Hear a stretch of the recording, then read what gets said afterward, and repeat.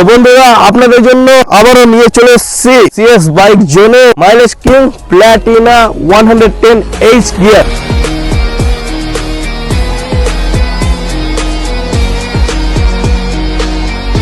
First of all আপনাদেরকে sound শুনিয়ে দিই। ব্র্যান্ড নিউ টপ নচ কন্ডিশনে অনলি 3500 কিলোমিটার ডান, টপ মডেল।